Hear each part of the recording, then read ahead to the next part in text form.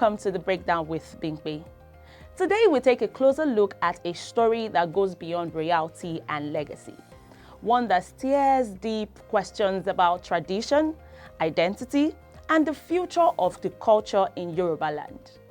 The recent burial of the Awujale of Ijebu land, Oba Sikiru Kayode Adetono, has sparked intense debate not just about his extraordinary life, but also about how he chose to exit the world. But wait, let me ask you this question. Is Yoruba royalty tradition going into extinction? Or are we witnessing a cultural evolution? Now let's explore. Oba Sikiru Adetono was a reformer, a man of immense courage and deep conviction, having ruled for 65 years and tagged as one of the longest-serving Yoruba monarchs in history. He was also known for his integrity, forthrightness, and commitment to truth, even when it was uncomfortable. But perhaps one of the boldest things he ever did was in how he chose to be buried. Traditionally, Yoruba kings are buried through sacred rituals, often performed by traditionalists. These rites are spiritual, symbolic, and sacred. It is presumed to be about sealing a royal journey and preserving ancestral balance. But the late Awujale, Oba Sikiru Adetono, had a different plan. In his lifetime, the Awujale publicly declared that he wanted to be buried according to Islamic rites. And when the time came, that's exactly what happened. The burial was swift, quiet, without traditionalists performing the final burial rites. We even saw videos of some Oro worshippers and other spiritual groups denied access to perform their rituals. It was a clear break from centuries-old practice. This decision had split public opinions.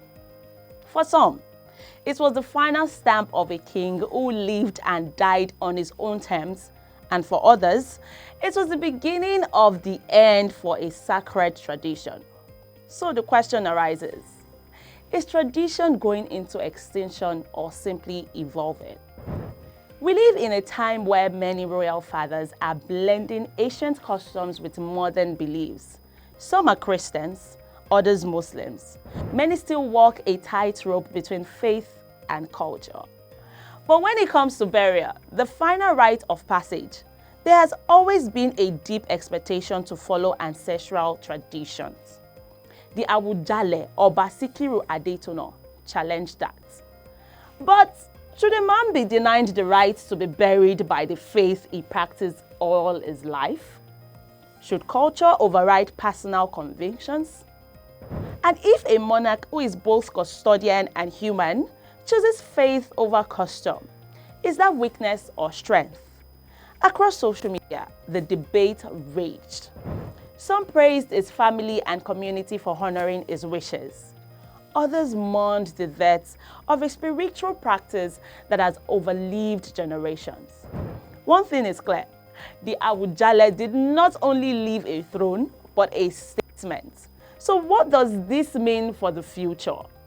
We may not have all the answers now, but what we do know is that tradition, like people, can evolve. But will there be consequences?